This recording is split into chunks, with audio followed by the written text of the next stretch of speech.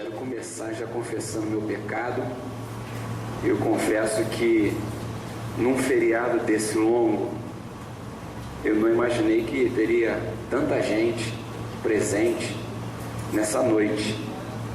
Mas eu fico feliz, quero dizer para vocês que me alegra muito, podê-los ver cada um de vocês aqui. Queria dizer para aqueles que nos visitam que sejam muito bem-vindos, que Deus possa abençoar muito a vida de vocês. Desejo muitíssimo que essa palavra de Deus possa falar profundamente ao coração de vocês, como já vem falando no meu coração. Amém? De forma que eu queria convidar vocês para que abrissem as suas Bíblias lá no segundo livro dos Reis, no capítulo de número 2, e eu vou ler com vocês apenas 3 versículos. Segundo livro dos Reis, capítulo de número 2, eu vou ler com vocês apenas 3 versículos, 23, 24 e o 25. Se você já achou, amém? Se não achou, fala, me socorra. Segundo livro dos Reis, capítulo de número 2, versos de 23 ao 25. Todo mundo já achou? Tem umas páginas que a gente ficam bem coladinhas, né?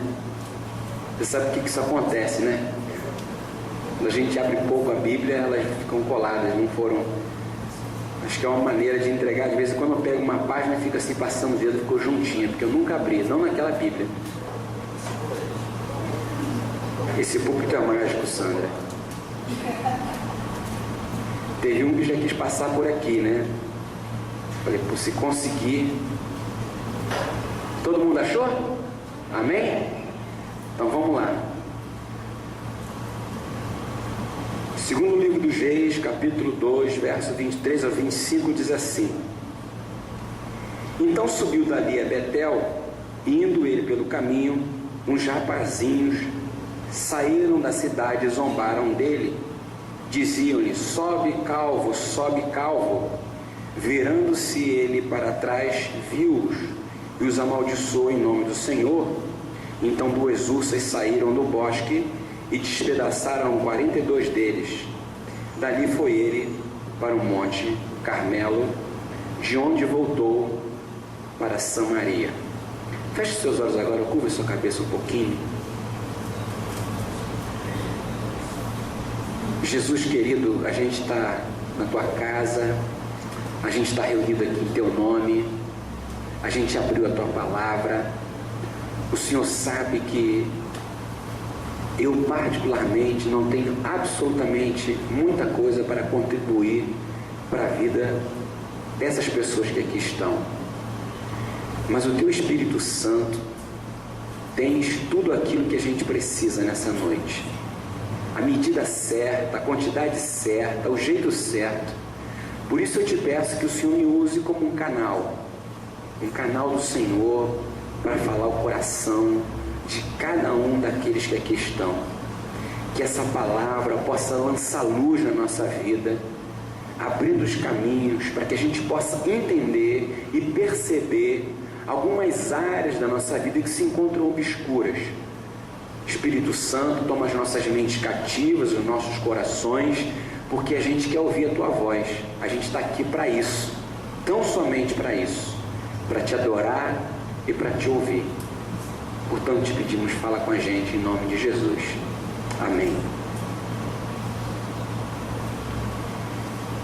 Semana passada aconteceu um episódio interessante. E quando eu estava estudando essa mensagem, me veio à mente. Vocês sabem que eu tenho 2 filhos, né? Tem gente que está visitando, não sabe. Eu tenho 2 filhos, um de 5 e um de 8 anos. E tem alguns dias que a gente está mais juntos, né? Porque minha esposa, na sexta-feira, por exemplo, ela trabalha de manhã e trabalha, às vezes, à noite até 10 horas. E a gente passa aquele tempo junto. E eles estão naquela fase de ficar perguntando tudo, né? Que você começa a ficar tenso, que ele pergunta tudo, como é que é isso, como é que aquilo. E essa semana foi a semana das cicatrizes. Eles perguntaram para mim: pai, você tem cicatriz de machucado? Falei: tenho. Você sabe que eu tenho uma grande do acidente na perna, né? Que eu sofri atropelamento, então tem uma bem grandona na minha perna. E ele me perguntou: qual que tem, pai?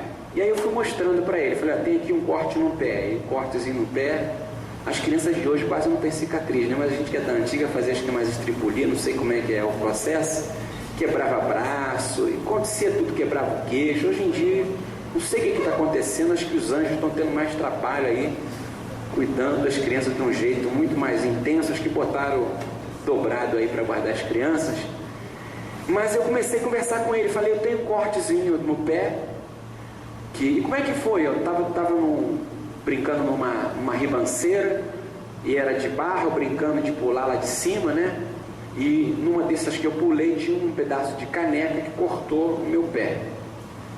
E aí tive esse corte aqui. Meu pai, naquela época, fechou com band-aid. Hoje levaria 5 pontos, mas naquela época ele pegou o pé assim, juntou, do band-aid. Naquela coisa, né, de gente daquela época, cuidava desse jeito.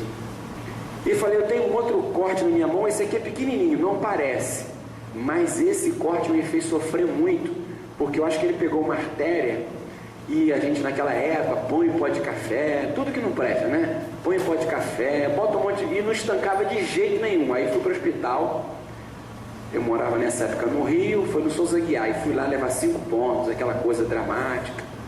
Enfim, comecei a contar um pouco dos machucados, fiquei lembrando daquele negócio, e falei para eles por que aconteceu. Por que foi? Porque meu pai dizia: não brinca ali, menino, que aquilo ali você vai se machucar. Eu brincava lá, me machucava. E eu fiquei pensando, quando li esse texto, sobre algumas marcas que a gente carrega na nossa vida, algumas cicatrizes, né? Todo mundo tem uma cicatriz, né? Se a gente for parar para pensar, todo mundo tem um cortezinho, alguma coisa aconteceu. Se você está na incubadora direto, né? Nunca saiu daquela bolha, não tem como você se machucar fisicamente, né? Mas a gente tem algumas outras marcas que não são visíveis.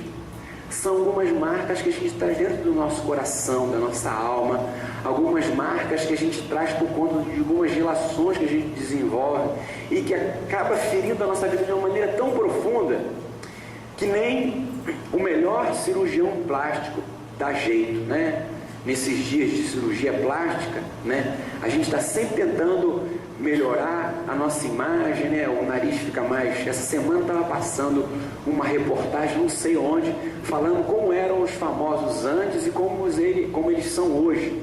Aí me lembrei de algumas pessoas que apareceram lá, eu realmente com esse rostinho não faria fama no mundo de hoje, né? Porque o mundo de hoje é o mundo das imagens, né? A aparência, o que conta é a aparência para o mundo, para a sociedade aí fora. E nessa noite eu fiquei pensando nesse texto, um texto trágico, não é verdade? Eu não sei o que vocês sentiram quando vocês leram esse texto, mas eu imagino que algumas pessoas, ao lerem esse texto, falavam assim: pô, Eliseu é um cara que no mínimo não aguenta brincadeira. Eliseu é uma pessoa que no mínimo muito antiesportista, só porque os camaradas ficaram dizendo que ele era calvo, ele ficou estressado, né? A juventude de hoje em dia é assim, né? Tudo é estressado, né? Eu contei para vocês que umas 3 semanas atrás eu estava passando ali em Caraí, vindo do colégio, e vi as meninas vindo do colégio. Aí tinha um grupo de 3 meninas. Aí uma das meninas sempre falava com uma: oi, tudo bem? Oi, tudo bem? Aí uma garota falou assim: o que saco, conhece todo mundo, coisa chata. A menina chateada porque a outra conhecia um monte de menina. Então adolescente assim, jovem assim, tudo irrita, tudo incomoda. E aí a gente olha para esse texto e fala assim: pô, Eliseu é um camarada meio estressado, porque os meninos brincaram com ele, né? Começaram a zombar dele, e ele ficou estressado amaldiçoou os caras, e na hora que ele terminou de amaldiçoar, saiu uma ursa, ou 2 ursas de dentro do bosque, e atacou aqueles 42 meninos, e ele detonou com eles. Mas quando a gente vai ler esse texto, e começa a olhar o que está por trás desse aparente estresse, eu diria que esse é o primeiro caso de bullying na Bíblia, né? Mas quando a gente olha para esse texto, a gente vai começando a perceber que há algo muito mais sério por trás dessa simples brincadeira. Que a razão de Eliseu agir de uma maneira tão trágica contra esses rapazes é que há algo muito mais sério do que esse texto pode aparentar ter. Bem como nas nossas vidas, quando a gente vive algumas situações que marcam a nossa vida e a gente não sabe por que essas coisas aconteceram, e lá pelas tantas a gente questiona com Deus, por que isso aconteceu? Mas só por causa disso, eu estou me sentindo dessa maneira, dessa forma, só por causa desse negócio.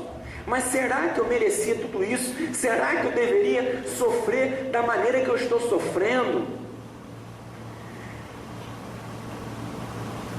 Mas na verdade, por trás desse simples episódio, há coisas muito mais sérias do que eu e você muitas vezes podemos perceber, como comumente acontece em algumas cicatrizes que a gente acaba recebendo na nossa vida. Por isso, nessa noite, eu queria falar com vocês sobre por que algumas vezes na vida nós sofremos cicatrizes tão profundas que nem o tempo é capaz de apagar. Por que na nossa vida, algumas vezes, a gente sofre cicatrizes tão profundas que nem o tempo é capaz de apagar? Talvez essa palavra sirva de alerta para o nosso coração. Talvez o que a gente está achando que é algo que não tem nada a ver, tem muito mais a ver do que a gente pode imaginar. Por isso então eu queria falar sobre ele. Em primeiro lugar, porque algumas vezes sofremos cicatrizes tão profundas que nem o tempo é capaz de apagá-las? Primeiro, porque muitas vezes nós nos deixamos ser influenciados por um contexto tão pagão que passamos a não respeitar o que é sagrado. Eu vou repetir, porque muitas vezes nos deixamos influenciar tão profundamente por um contexto profano ou pagão que passamos a não respeitar o que é sagrado. O verso de número 1 diz assim: então subiu dali a Betel, e indo pelo caminho, uns rapazinhos saíram da cidade e zombavam dele. Eu passei um tempo, gastei muito tempo para tentar entender por que Eliseu foi tão rigoroso com esses meninos. Esses rapazinhos aqui, de acordo com os historiadores, eles podem ter entre 12 e 30 anos. Não se tem a idade precisa, mas é um termo para quem passa por essa idade. Portanto, alguém que tinha consciência do que estava fazendo. Betel era uma região que ficava na parte de Samaria. É importante dizer que aqui o reino já está dividido, o reino do norte e o reino do sul. E as 10 tribos pertenciam ao reino do norte, e as 2 tribos ficavam no reino do sul: Judá e Jerusalém, Samaria e as 10 tribos que ficavam no reino do norte. Eliseu é um profeta que estava profetizando na tribo do reino do norte. Só que a gente sabe que a tribo do norte é a tribo da rebelião. A tribo do reino do norte é aquela tribo que não aceitou a continuidade do reino que vinha de Davi, depois Salomão e depois Roboão. Jeroboão falou: não, a gente não vai mais servir a vocês, nós vamos criar o nosso próprio reino e nós vamos romper com esse processo, com essa dinastia. E Betel se tornara uma cidade onde a santidade, a pureza havia se perdido. As pessoas que viviam em Betel haviam perdido completamente o temor de Deus. Era uma cidade que estava vivendo tomada pelo paganismo. Era uma espécie de centro de idolatria do Velho Testamento. E Eliseu era um profeta que estava ali no meio daquela comunidade, falando das coisas de Deus, chamando a atenção do povo para as coisas que eles deveriam fazer. E aqueles meninos, aqueles rapazes envolvidos pelaquele contexto, pelaquela situação, olha e vê Eliseu e fala assim, e começam a zombar dele. E Eliseu olha para aqueles meninos, para aqueles rapazes, e mostram para eles que ao zombarem de Eliseu, eles não estavam zombando de uma pessoa, mas o que ele significava para aquela nação, ou seja, um instrumento de Deus no meio do povo. Queridos, eu fiquei pensando sobre o fato de muitas vezes a gente olhar apenas para a coisa, mas não guardar aquilo que a coisa significa. É como alguém que pega uma santa e chuta uma santa de gesso. Ela é de gesso, ela é de barro, mas ela tem um significado para a consciência religiosa daquelas pessoas que creem naquilo. É barro, tem boca mas não fala, mas ela significa alguma coisa. E eu não posso desrespeitar isso, porque isso faz parte do consciente coletivo de uma determinada comunidade. Assim como alguém que representa a pessoa de Deus não pode ser tratado como uma pessoa qualquer. E Eliseu estava ensinando para aquelas pessoas que estavam ali, que embora eles estivessem dentro de um contexto pagão, havia gente séria e que exigia respeito. E aquilo serviria de exemplo para aquela nação. Eliseu não teve um ataque de raiva, de ira, mas de santidade e de pureza. Queridos, eu tenho percebido e tenho me preocupado da maneira como muitas vezes a gente se envolve com uma série de coisas nessa vida e a gente acaba sendo corrompido e sendo consumido por esse processo todo, que faz a gente muitas vezes se misturar de tal forma que as pessoas não conseguem ver Deus na nossa vida, mas muitas vezes o diabo, por conta das atitudes e do comportamento que a gente tem.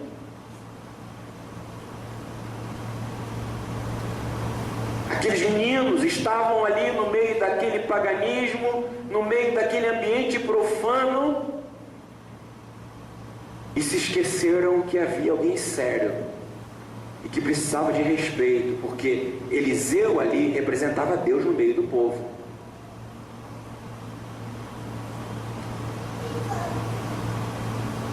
Eu tenho Facebook, eu disse para vocês, sempre estou lá dando as minhas navegadas, não com muito tempo. Mas eu quero confessar que, na maioria das vezes, quando eu olho no Facebook, eu vejo as pessoas usando o Facebook só para fazer piada, para contar história engraçada. Raramente eu encontro alguém ali postando uma coisa que leva a uma reflexão. Eu não estou falando de evangelização, não, de falar alguma coisa explícita, mas de falar alguma coisa que faça a pessoa pensar na vida, na futilidade da vida. Gente crente que está ali só para contar piada. Teve uma pessoa que é até filho de um pastor. Eu olhei para aquilo, chamei minha esposa para falar. O cara pega uma foto de uma mulher bonita, e aí ele disse que mostrou para a namorada dele, e ela ficou chateada com ele só porque ele estava mostrando um cachorro. Brincadeira sem graça, sem sentido, na verdade, que tinha claramente, mal dava para ver o cachorro no fundo da foto. Eu não vi. Minha mulher viu, é porque ela é mais santa que eu, obviamente, né? Mas eu falei assim, meu Deus, mas pra que isso? E a gente vai brincando, e a gente vai perdendo a nossa autoridade.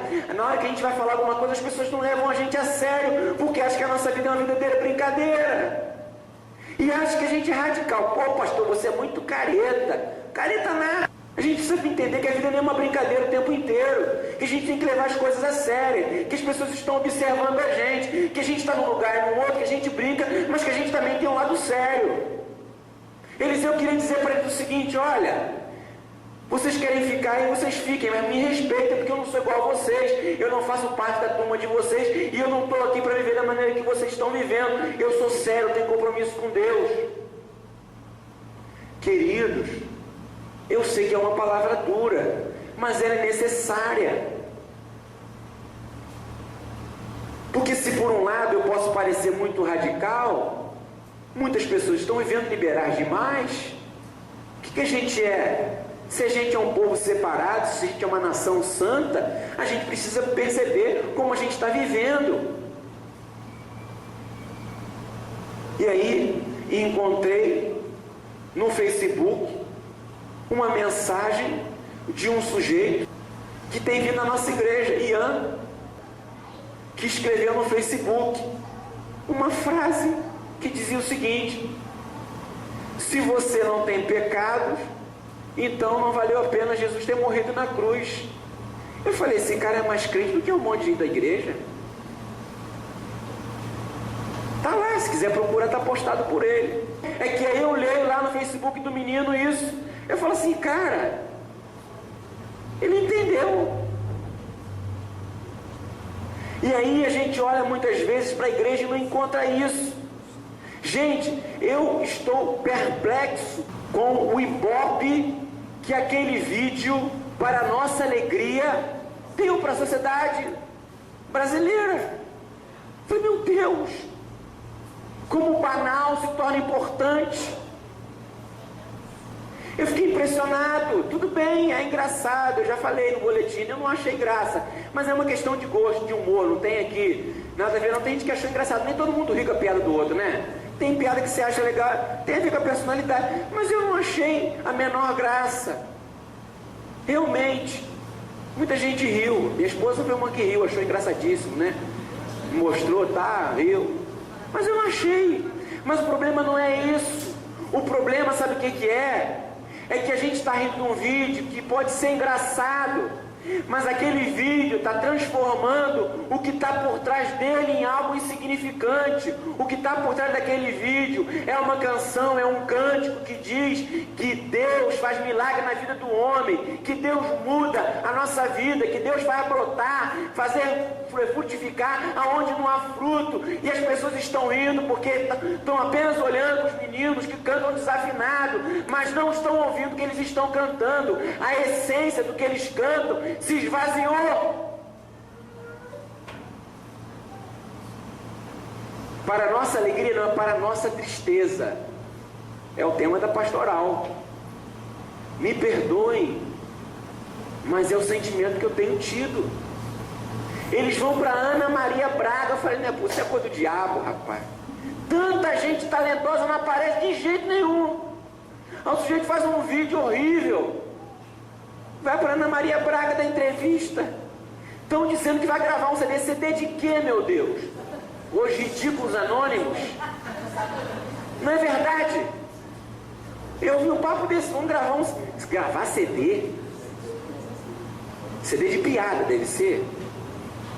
Mas eu estou falando, mas percebam como é que as coisas acontecem sem a gente dar conta.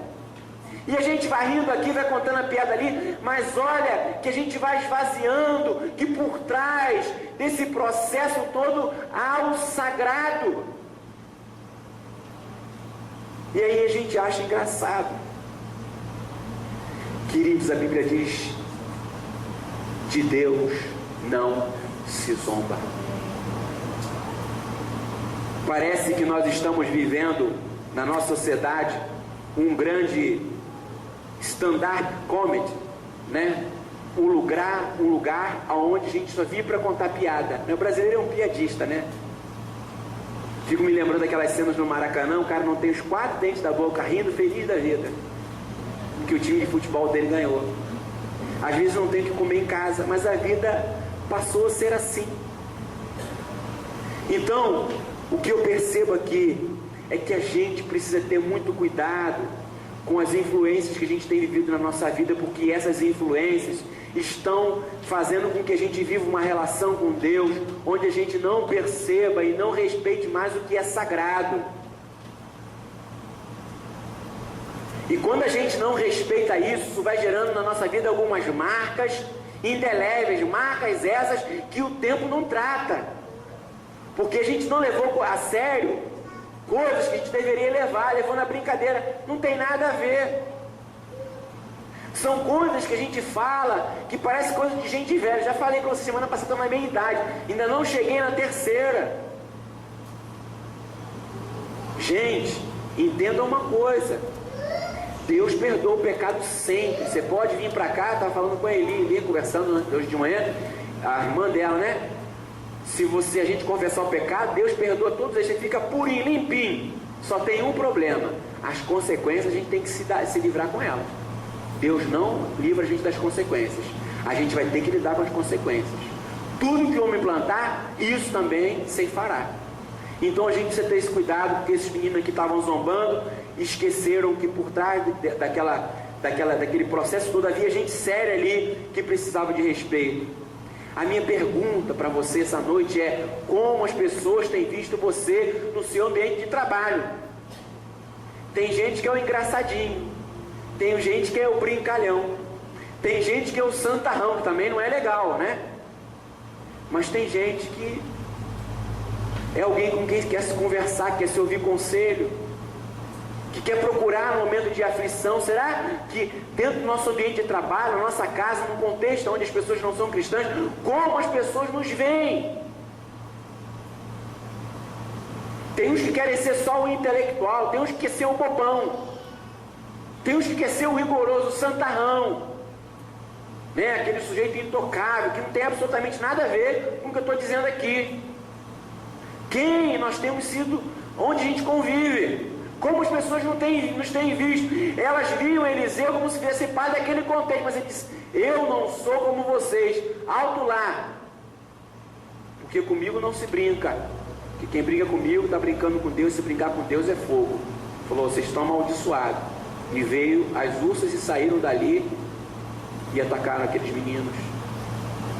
Duro, mas eu acredito que aquelas marcas que foram deixadas serviram para que houvesse temor no coração daquela nação, daquela comunidade. Falou: Eliseu é gente séria. Então, queridos, em primeiro lugar, precisamos ter cuidado para que a gente não fique tão contaminado pelo ambiente profano, ao ponto de nós não respeitarmos o que é sagrado. Amém? Amém? Amém. Segundo lugar, por que é que ao longo da nossa vida nós sofremos cicatrizes tão profundas que nem o tempo é capaz de apagá-la? Segundo, porque alguns de nós estabelecemos uma relação de obediência a Deus não a partir do que Ele é, mas das provas que nós exigimos que Ele nos dê.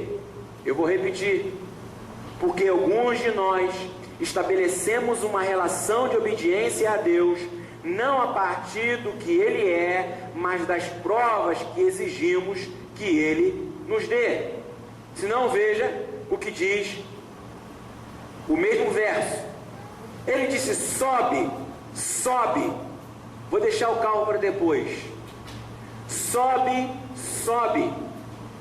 É difícil a gente saber o que sobe, sobe, né? Tem que gastar um tempo para poder se descobrir. Quem era Eliseu? Eliseu foi sucessor de Elias. Elias, ao passar o apostolado de profeta para Eliseu, ele é arrebatado aos céus, e diz a Bíblia que 50 pessoas viram quando Eliseu foi levado para um redemoinho. Todo mundo viu, 50 pessoas olharam e viram Elias sendo levado aos céus. E aqueles meninos disseram: tu é profeta mesmo? Então sobe, sobe. é o que eles estavam dizendo.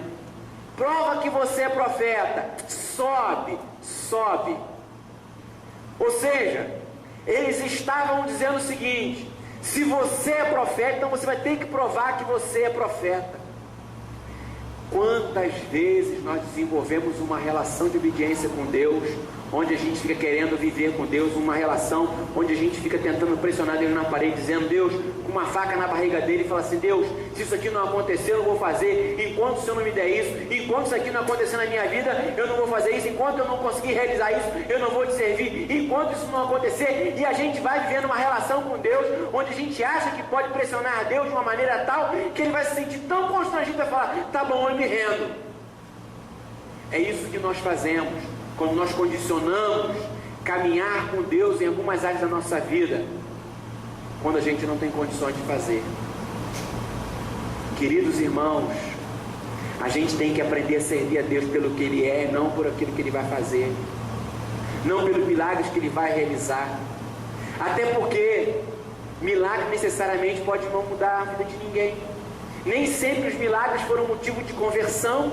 A Bíblia vai dizer que 10 leprosos foram curados da lepra num período sério, onde lepra era como se fosse câncer, e apenas um voltou para agradecer Jesus. Jesus perguntou, não eram 10? Onde estão os outros 9? Então, não vá achando que você vê sinal, vê milagre de Deus, vai fazer com que sua fé aumente. O que vai fazer com que sua fé aumente é que você confie em Deus pelo que Ele é, pelo que Ele já fez. O que Ele já fez foi na cruz do Calvário. Se a cruz não é um sinal suficiente do milagre de Deus na sua vida, então não há mais nada que Deus possa te mostrar para que você creia nele. Porque o que Jesus fez na cruz é o maior sinal que Deus pode dar para a humanidade. E se isso não é suficiente, não há o que se mostrar para a gente. Eu sei que a gente precisa de um emprego melhor, a gente precisa de um trabalho melhor, a gente precisa de relações melhores, a gente precisa de casa melhor. Eu sei, Deus sabe, Deus quer, mas não pode ser isso que vai estabelecer uma relação de obediência entre nós e Deus. Elias estava dizendo, eu não vou subir nada, eu não tenho que provar, vocês querem saber se eu sou de Deus, então eu vou mostrar para vocês, vocês são amaldiçoados. E eles então foram marcados, eles falaram, esse é profeta.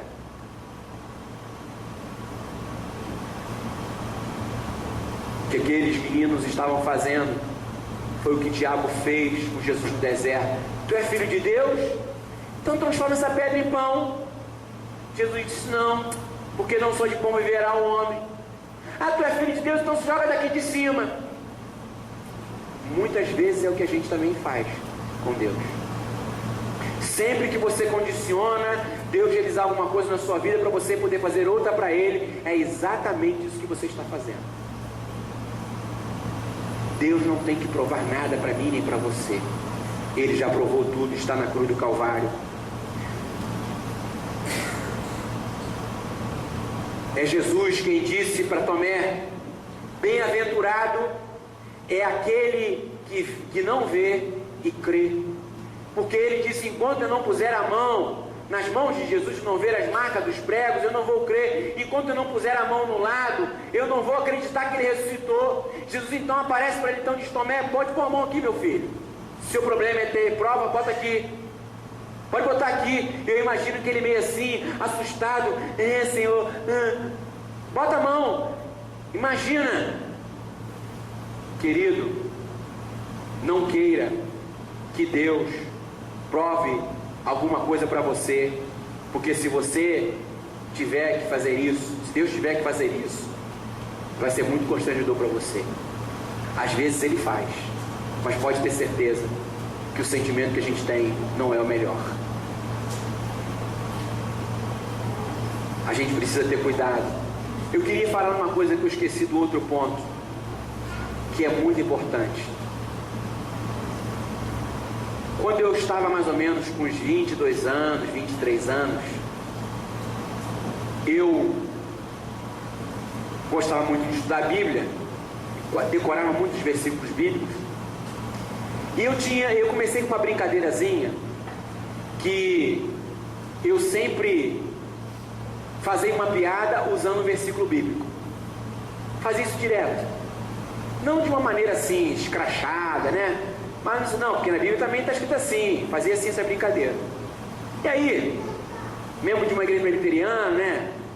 Pouco mística no modo de ser, mas foi um período que eu comecei a me envolver com o pessoal da Assembleia de Deus, pessoal bacana, e comecei a ir para o monte orar nessa época. Estava querendo muito buscar Deus, comunhão com Deus. Se por um lado era um cara muito brincalhão, mas estava querendo mesmo viver uma vida com Deus, aquele negócio leve. Comecei para o monte, tem um monte lá em Alcântara. Não sei quem daqui já foi nesse monte. Hoje em dia está mais perigoso, mas eu fui muitas vezes, passava horas orando, uma maravilha. Hoje em dia, dizem que você for de noite, você volta lá roubado, você é assaltado lá. Mas tem gente que vai durante o dia. Mas eu quero dizer para vocês uma coisa.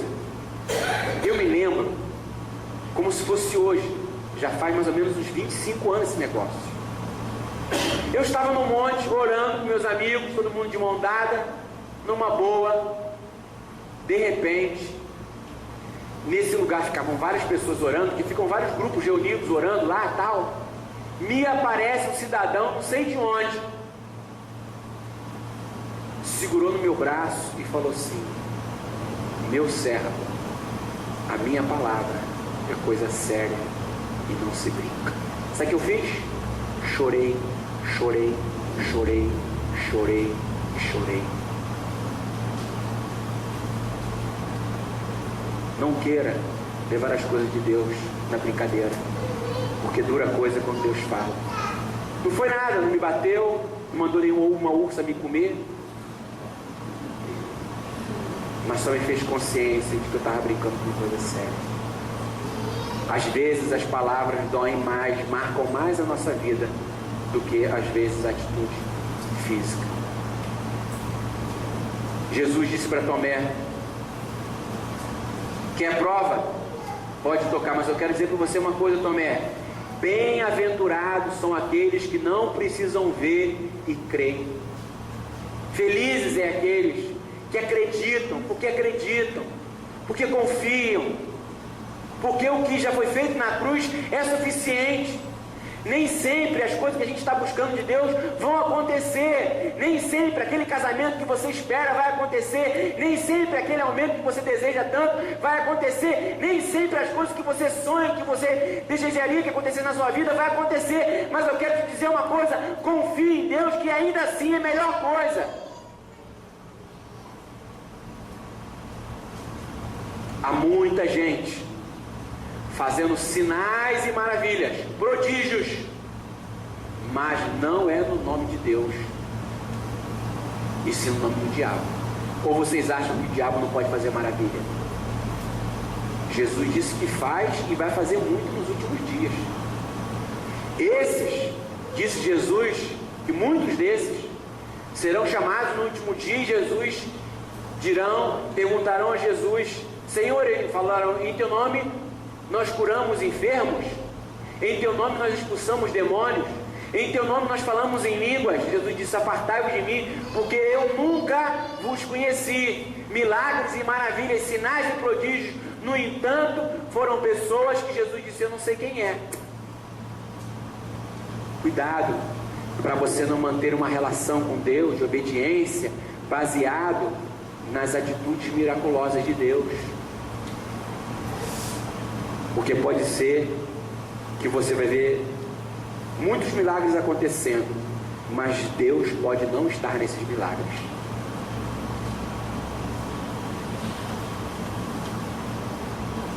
Lembre da cruz. O que Jesus fez por mim e por você é o melhor sinal que a gente pode ter de Deus, e Ele deve bastar para a nossa vida. Se você não tiver nada com que se alegrar, porque você está passando conflito no seu relacionamento, se você não tiver nada para se alegrar porque você está passando dificuldade financeira, se alegre, porque o teu nome está escrito no livro da vida e você vai viver na eternidade com Cristo Jesus. Isso deve ser suficiente para nós. Amém? E finalmente, em terceiro e último lugar,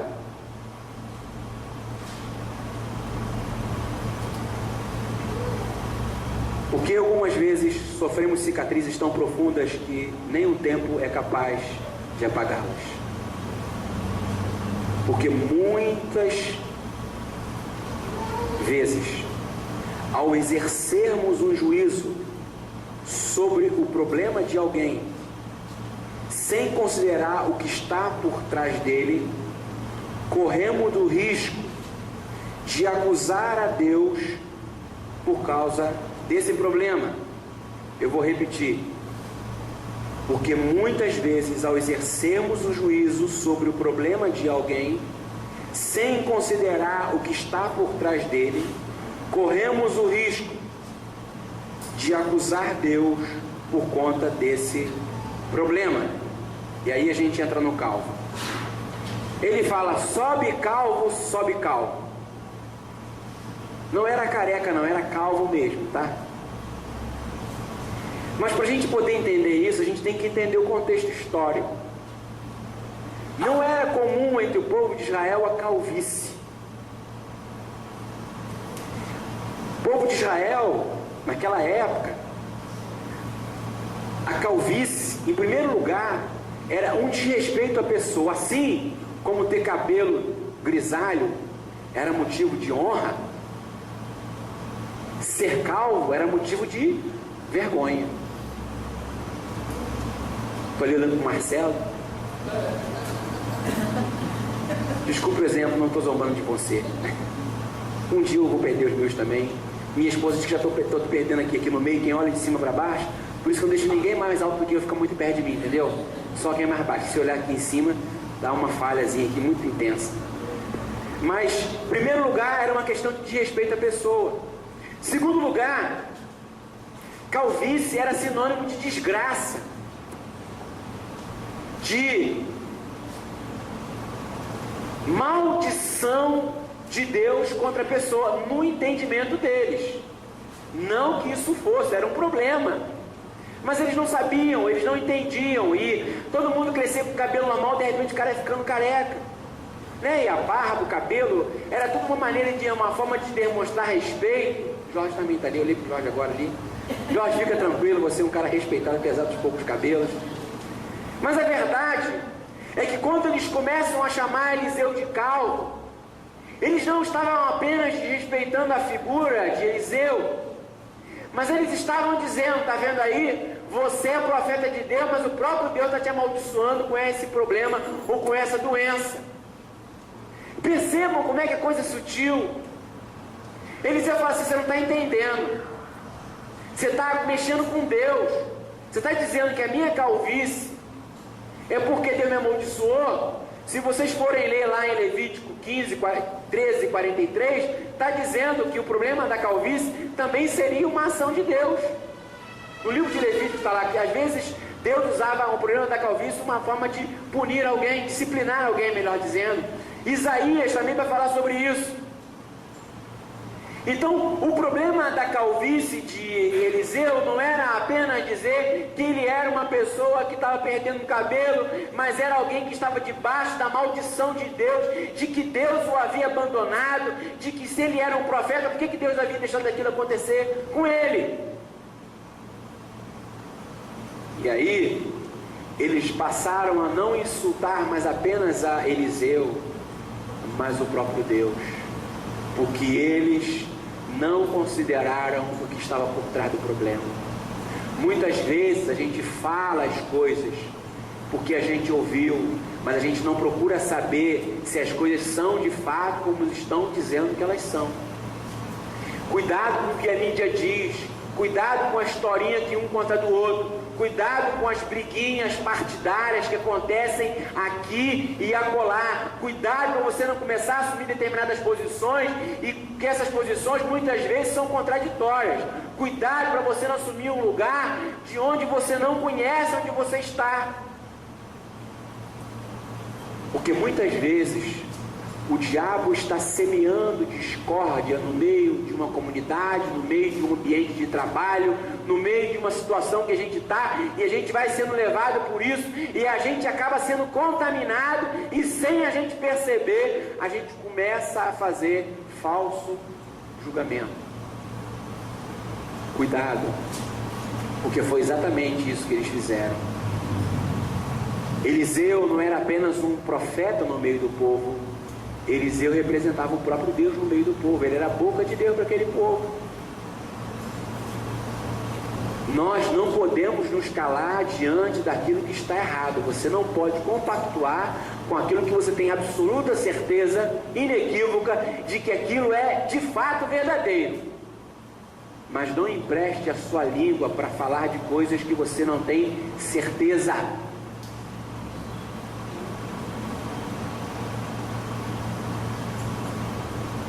Quantos líderes que hoje criticam determinados outros líderes, mas que no passado sentaram junto com eles na mesma mesa, metem o pau, mas lá atrás sentaram juntos, falam que era diabo, mas comia com ele na mesa. Então a gente tem que ter cuidado, porque muitas vezes a gente vai olhar para o problema de alguém e vai falar: não, meu irmão, é isso aí. Tá vendo aí? Eu encontrei um irmão, muitos anos atrás, naquela época era muito assim, hoje em dia melhorou, né? Ele falou assim pra gente, da igreja presbiteriana, não era nem de uma igreja dessa neopentecostal, ou pentecostal que tem mais essa coisa, né? Ele falou assim: pô, cara, aí, bati com o meu carro. É mesmo? Que coisa chata. Ele falou: sabe o que foi? Eu já sei o que foi. Não dei meu dízimo.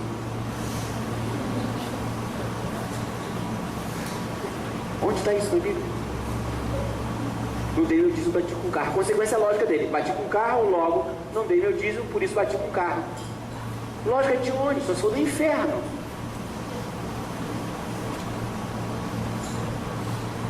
Não tem sentido nenhum. Porque Deus, na verdade, quer que a gente torne isso um motivo de prazer, de gratidão a Ele. A nossa vida, gratidão à nossa vida por Ele, pelo que Ele fez. Mas de maneira nenhuma Deus vai lançar você numa cama, uma doença por causa disso, de maneira nenhuma. Pode ser sim que em algum momento Deus permita que você passe por alguma situação para te alertar, para te chamar a atenção. Mas cuidado para você não ficar associando as coisas ruins que acontecem a Deus, porque muitas vezes não tem absolutamente nada a ver com Deus. Como diz lá no capítulo 9 de João, chega os discípulos de Jesus, encontram um cego de nascença e diz assim: Senhor, quem foi que pecou para que esse jovem nascesse cego? Ele ou os pais dele? Jesus falou: ninguém. Como ninguém? Nem ele pecou, nem os pais dele pecaram. Ele nasceu assim para que a glória de Deus fosse manifesta através da vida dele. Não, você está doente porque os judeus acreditavam que toda doença era fruto de pecado, era consequência do pecado. E tem gente que crê assim: olha, cuidado meu irmão, porque se o Senhor voltar e tal, vive com medo, desesperado. Não, a nossa relação com Deus é uma relação tranquila, tem que ter seriedade, mas não é de pavor, de pânico. É uma relação de prazer, de alegria, de tranquilidade, mas de seriedade e de temor a Ele.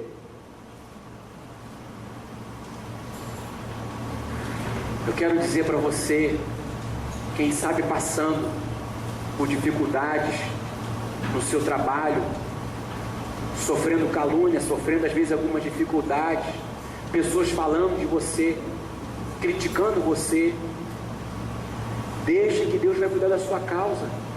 Não se desespera, não tente fazer nada contra, não tenta de alguma coisa resolver. Tem gente que assim não consegue não dormir. Não, essa noite eu vou ter que resolver isso, porque senão amanhã.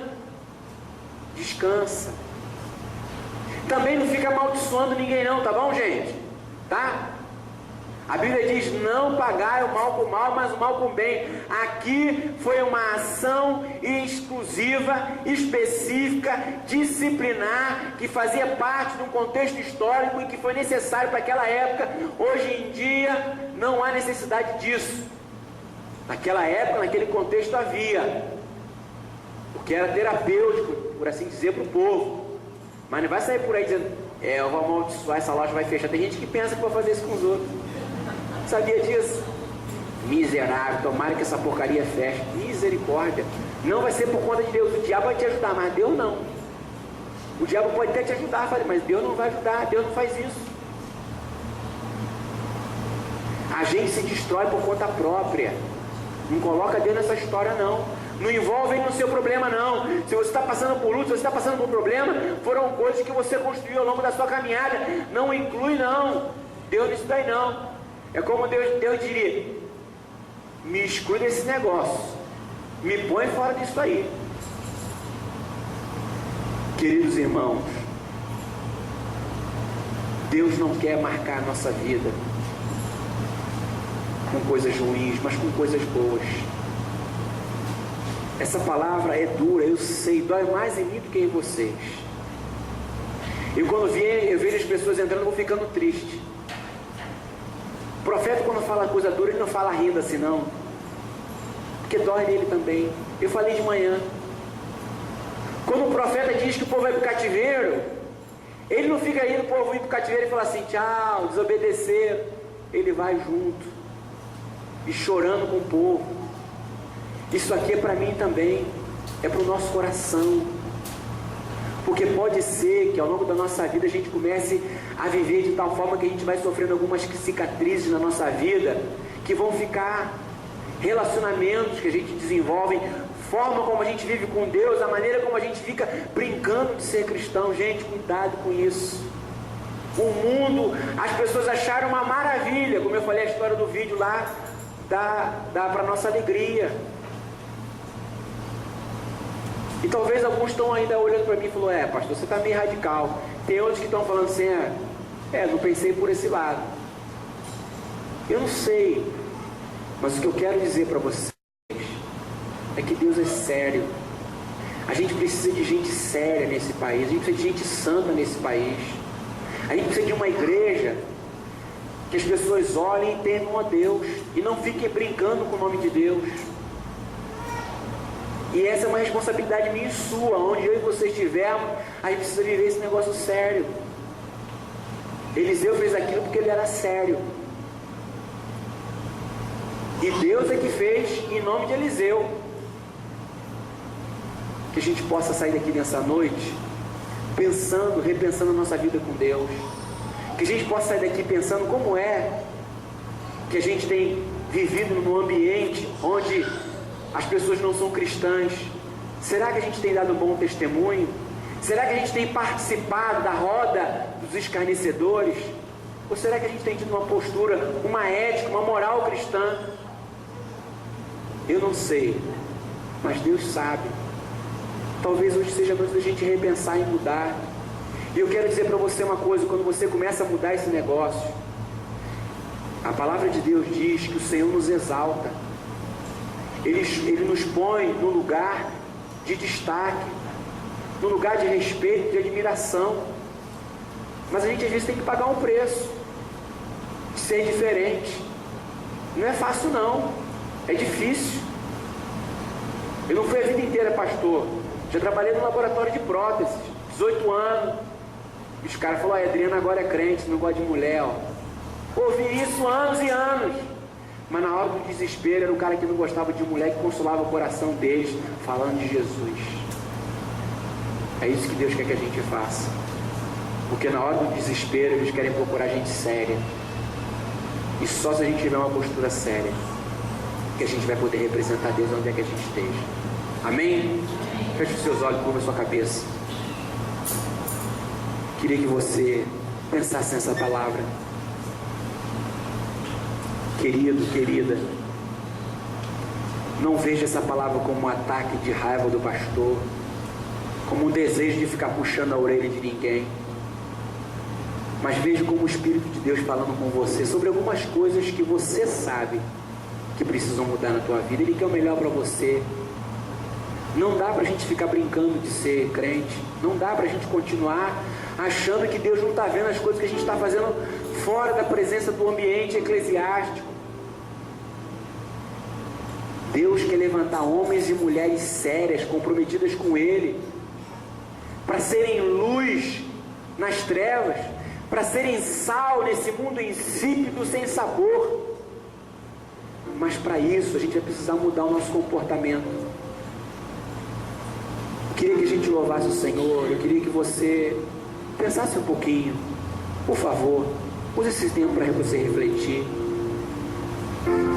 Fala com Deus aquilo que você precisa mudar, aquilo que você não tem sido, aquilo que você gostaria de ser. Quem sabe você não tem conseguido, quem sabe você tem sentido vergonha, eu não sei.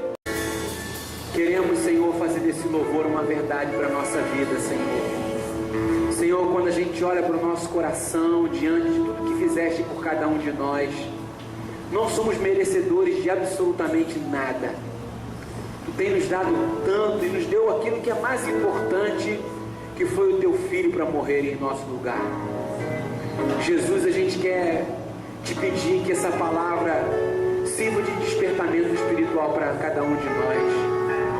Queremos, Senhor, Te pedir que o Senhor nos ajude a termos uma vida de testemunho, Senhor. A nossa sociedade precisa de gente séria, de gente comprometida, precisa de gente que não se deixa corromper, de gente que não se deixa vender, de gente que não vive uma imoralidade, Senhor. Tu sabes, Senhor, que nós vivemos num mundo, numa sociedade onde todo mundo está dando um jeitinho para tudo. Senhor, nós não queremos aqui criar um bando de gente moralista, um bando de gente legalista, mas de gente séria, comprometida contigo, que vive o Evangelho com seriedade, que não é sisudo, que não é pessoas com um rosto todo desfigurado, que não se sabe se relacionar com as pessoas, mas que é o tempo inteiro, mas que não pode ficar o tempo inteiro achando que tudo é uma graça, achar engraçado, Senhor, quando alguém olha para uma mulher bonita na rua e fica contando piada. Jesus, gera pra gente, na gente, temor no coração. Gera, Senhor, no nosso coração, por favor, que a gente possa usar o nosso tempo de uma maneira mais sábia, de uma maneira mais madura, que a gente possa olhar para as pessoas que cercam a gente, não como objeto, mas como gente que o Senhor morreu por elas, em nome de Jesus.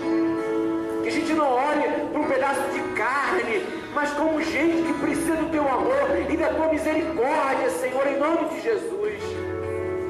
Senhor, que a gente possa desenvolver uma relação de obediência a Ti, que não esteja condicionado, Senhor, às coisas que o Senhor vai fazer na nossa vida, mas aquilo que Tu já fizeste, que foi morrer por nós.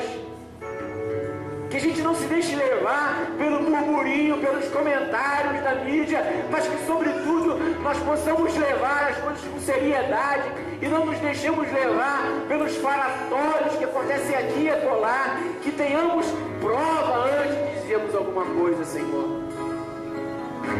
Por favor, Jesus, abençoa o nosso coração nessa noite, que essa palavra possa despertar a nossa vida, que ao voltarmos para o trabalho na terça-feira, na quarta-feira,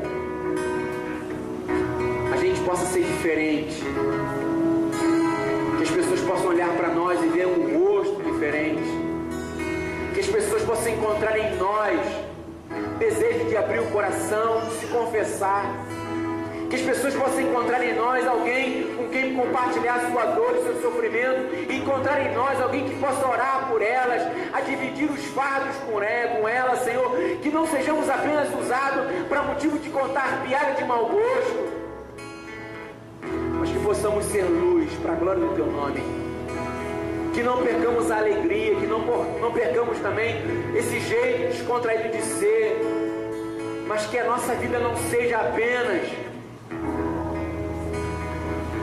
stand-up comedy, Senhor, mas que sejamos pessoas que possamos refletir o caráter de Jesus, a fim de que não recebamos marcas em nossas vidas, senão a marca do Cordeiro de Deus que tira o pecado do mundo. Faz isso, Senhor. Leva a gente em paz hoje para casa, alegre, feliz, apesar de recebermos uma palavra tão dura, que ela possa produzir cura no nosso coração, em nome de Jesus. Amém.